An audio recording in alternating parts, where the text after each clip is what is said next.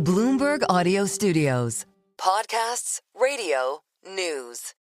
I'm not worried about the markets. Over the long term, if we put good tax policy in place, deregulation, and energy security, the markets will do great.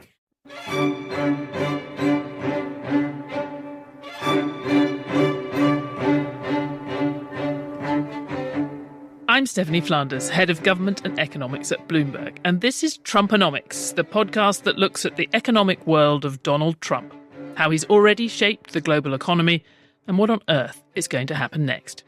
And there you just heard Treasury Secretary Scott Bessent on NBC's Meet the Press last week, doing what Treasury Secretaries are supposed to do, making little of scary moves in financial markets, insisting that everything's going according to plan. It has to be said, I can't remember many of his predecessors having to do it quite so often or so aggressively in just their first few weeks in office. It feels an eternity ago that the smart money in Davos at the end of January was so cock-a-hoop about the US, so bearish about everywhere else. US consumer confidence surveys were going up, so were the US markets. But as we pointed out on this podcast a few weeks ago, that has all gone dramatically into reverse, and now talk of Trump's session is everywhere. But it has only been a few weeks, and those problems that President Donald Trump talked about on the campaign trail, well, they're not going to go away overnight, or without some tough decisions. Traditionally, political advisors to any newly elected government would tell you best to get those tough decisions, all that bad news in, as early as you can, as long as possible away from the next election. So this week, we did want to take a wider view on the White House's economic policies to look at the Trumponomics long game.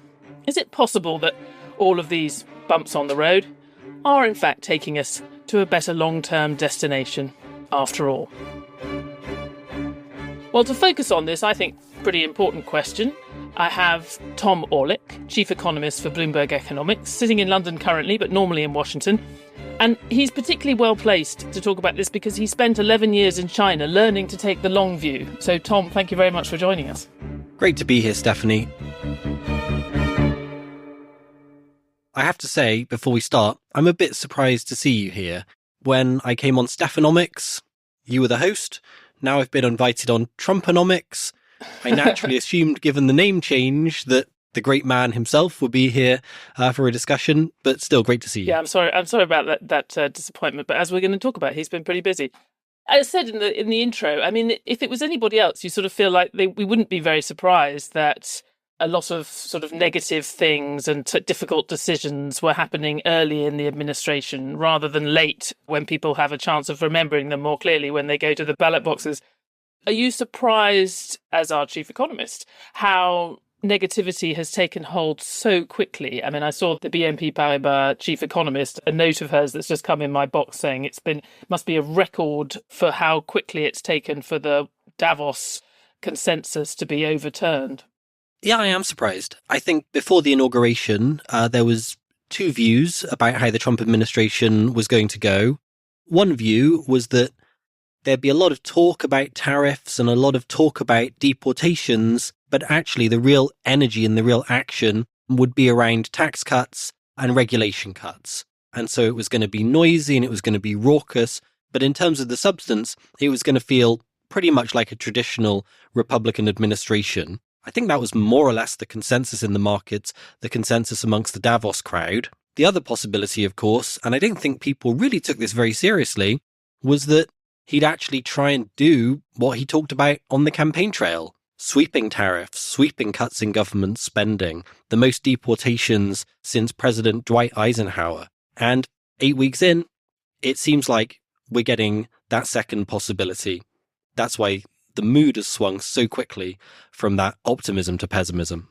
The manner of the execution, at least on the economic policy, I think has maybe distracted people from the kind of longer term view that we're going to take on this podcast, because we obviously have had changes of minds, last minute delays or suspensions and exclusions for the tariffs. Certainly, I think that's distracted a bit from the extraordinarily successful kind of institutional first few weeks of this administration. I can't think of one, I mean, not so much on the economic policy. I can't think of a first few weeks of administration which has fanned out across the departments and agencies of government so effectively to impose its will in such a short period. I mean, we've obviously heard a lot about DOGE, but the efficiency with which this administration has approached the executive orders and the placing of people across vast swathes of government to pursue the administration's cultural and ideological objectives, let alone anything else. I think if you were just a sort of change consultant, you'd have to be sort of tipping your hat at how effective that's been, regardless of where we end up or what gets broken along the way.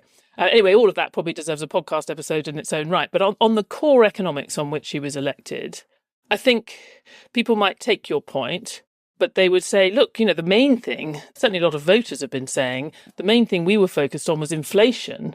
And if anything, on inflation, you seem to be pushing things the other way. So just lay out for us the case for thinking this administration's being a bit more strategic than it looks.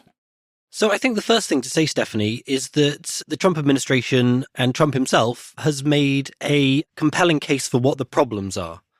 Sometimes in analysis and commentary, you see a comparison between Trump and Reagan. And the implicit point is, well, Reagan was a great Republican president. He was courtly, he was gentlemanly, he was optimistic. Trump wants to be a great Republican president. Why is he so bleak? Why is he so crude? And I think the answer to that question really lies in the very different economies which they inherited. Reagan inherited a US economy which was on the rise, a US economy where debt was just 25% of GDP, a US economy which still had a trade surplus. Fast forward to 2025, and Trump's inherited a US economy which is shrinking as a share of the global total, a US economy where debt is 100% of GDP and rising fast, and a US economy which in 2024 had a trade deficit approaching $900 billion. So Reagan was optimistic and that resonated with voters. Trump is bleak and pessimistic and that resonated with voters. And when you look at the shift in the US economy, I think you can see the reason for that transition. So I think top marks on identifying the problems. On delivering the solutions, well, I think the Trump administration can point to some early and significant wins. They can point to TSMC, the giant Taiwanese semiconductor company, which has said it will invest $100 billion in the United States.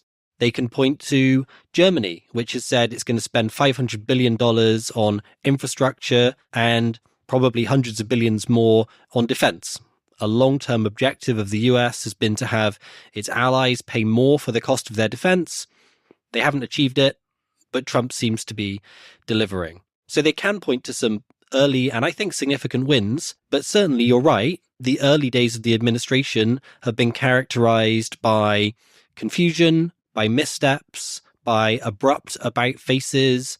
Think about the 25% tariffs on Canada and Mexico, which were abruptly removed. That's one of the reasons why the mood has swung from optimism to pessimism. And that, as you point out, is also one of the reasons why concern about inflation is rising again, with the University of Michigan survey showing households are really quite concerned that tariffs are going to be driving inflation higher.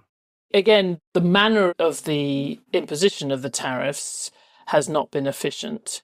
But what can we say about the architecture of what he's been seeking out to do? I mean, does it have a genuine chance of addressing that sort of long-term trade gap that the US has had for so long? Because that's one of the things that he's identified as a problem. But I guess the question would be whether tariffs is the solution.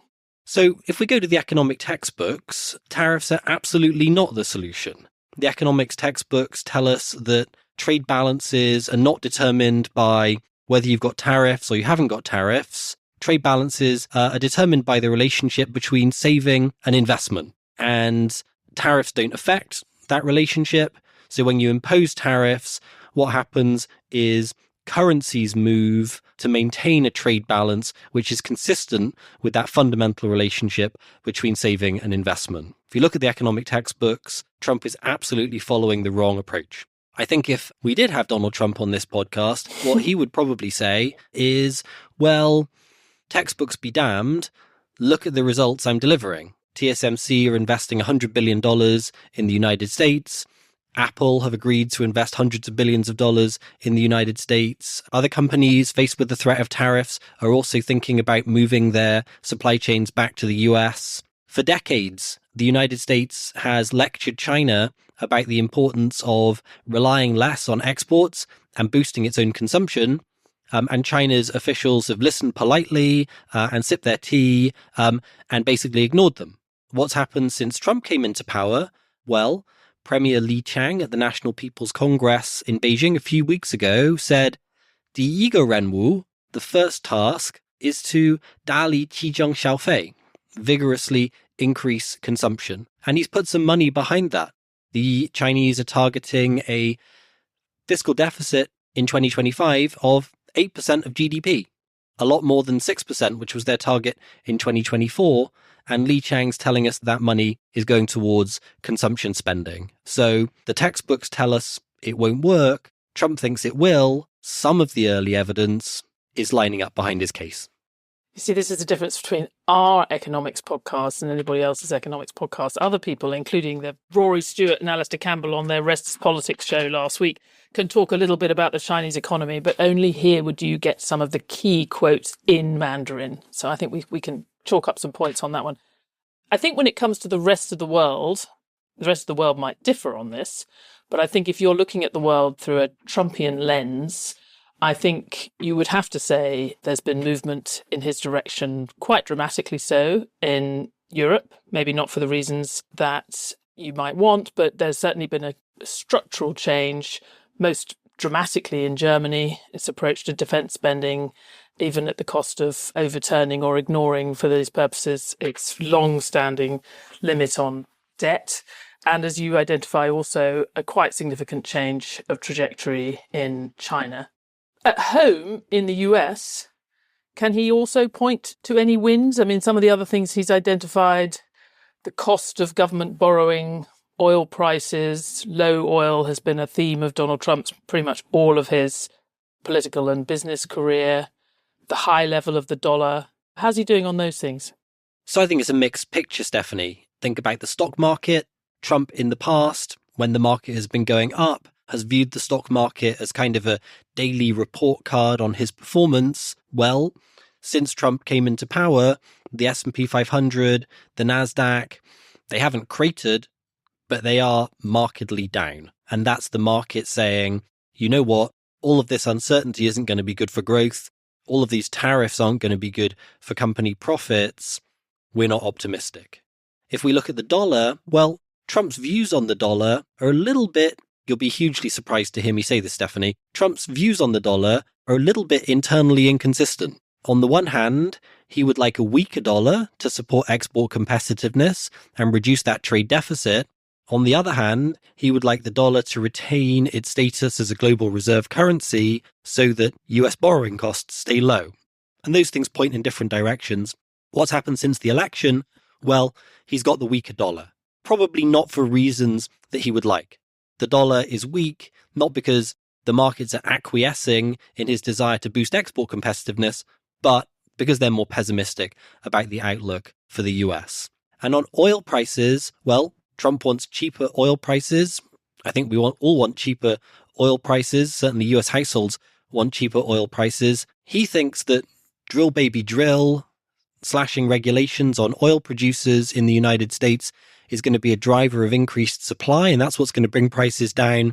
Oil producers, well, they're not so certain. They'd certainly take the cut in regulations, but whether they're going to increase production, that's a different question. So far, though, oil prices have come down from around $80 a barrel when he was elected to around $70 a barrel as we're recording today. So again, a move in the right direction, though not necessarily a reflection of early success for Trump's policies. Does it matter that these things are happening for the wrong reason, especially if it's early in the term? You know, famously, the good economic news that was in the economic statistics last year was not being felt by American households and apparently was not felt in the results of the election either. Now, if there's some underlying bad news, which is altering markets, pushing down the long-term cost of borrowing, mortgage rates, is it possible that people will actually notice those things and not the negativity in parts of the real economy that's leading to them. And he will end up with the kind of positive trajectory from here that many governments would like to have. You get your bad news in the first 6 months, 9 months, and then everything seems to be getting better as you approach the next election. I mean, in the previous Trump administration, and we've talked about it in the past with your chief US economist, Anna Wong, and others, you had a different ordering where the sugar rush of the tax cuts was all really quite early on in the administration, and some of the negativity caused by the tariffs, as Anna has pointed out, well, that was delayed because of the legacy of the tax cuts, sugar rush, but actually some of the bad news was coming in even before COVID. In the latter part of the administration, you were actually starting to have the bad news, which is exactly what you don't want. So this could be another way in which the administration has learned from the limitations they hit in the first administration. Do you think that's a stretch? They've got their timing better this time? I think there's certainly something in the idea that getting the bad news out of the way ahead of the midterms is a good political thinking from the Trump administration. I guess the nuance I would introduce is I don't think we've had anything like all the bad news yet, right? If we think about the drop in the stock market, the fall in the dollar, the dash into US treasuries, it's all because of noise, uncertainty, sudden about faces. We haven't actually had the big policy shock yet. April the 2nd is when we're getting the major tariff announcement, potentially a significant increase in tariffs on all of the major US trade partners, including Europe. And on public spending, well, Elon Musk and his Department of Government Efficiency have certainly put the fear of God into all of the federal employees in Washington, D.C., and they've certainly captured a lot of headlines. But even based on their own estimate, which many analysts are skeptical about, they've only saved a little bit more than $100 billion. And that's really pretty insignificant relative to the size of the cuts in government spending, which Trump is going to need to deliver if he wants to get the fiscal deficit from 6.4% of GDP, which was where it was last year, down to 3% of GDP, which is where Scott Bessent says it has to be. So tactically, politically, getting the bad news out of the way first is a good idea. But the caveat I would introduce is, if you think the bad news we've had so far is all the bad news, well, I've got some bad news for you. To return to where we started, he has identified some pretty fundamental problems with the US economy, with the US economic model, and he has started to address them one way or another. If he's made significant progress on those in 2 or 3 years' time, or 4 years' time, just as the Chinese do judge the results of their policies over many years, sometimes decades, rather than a few weeks and months, all of this will be forgotten, right? Yeah, I think that's true. Stephanie, do you mind if I come at you and Trumponomics listeners with another historical analogy? We live for historical analogies. Okay, great. So look, Paul Volcker, he was the son of a lowly county clerk or a city official. He was a cigar chomper. He devoted his life to public service. So at first sight, there's not much to suggest a analogy between him and Donald Trump, the son of a millionaire, teetotaler, and on the evidence so far, not someone who has a huge amount of respect for people who devote their lives to public service. But I think there is an analogy which is worth thinking about. Volcker came into office as chair of the Federal Reserve, and he faced a huge problem. Inflation was way too high. And he said, you know what, I'm going to get this under control, and there's going to be a huge cost to doing so, but it's going to be a price worth paying. And he jacked up interest rates to 20%, and unemployment soared to 11%. More than 1 in 10 US workers were out of a job, but it did the job. And inflation came back down, and Volcker had laid the groundwork for decades of increasing US prosperity. And when people look back at that period now, they don't remember the missteps and the pain and the uncertainty of those initial moves to jack up interest rates. What they remember is the vision and the determination and ultimately the success. Right now, with Donald Trump, the focus is very much on the missteps and the uncertainty and the transition costs. But if, and this is a really big if, at the end of his 4 years in power, He can point to debt coming under control, deficits coming under control, and a world which is more secure because US allies have stopped free riding and they're paying their share for the cost of that security. That's what his legacy is going to be. A straight line from Paul Volcker to Donald Trump. Well, if there's a test for a good podcast, it's surely to take people to a destination that they find unexpected and could never have predicted, and that's surely we've done it on this occasion. Tom Orlik, thank you so much for joining us. Great to be here, Donald. Sorry, Stephanie.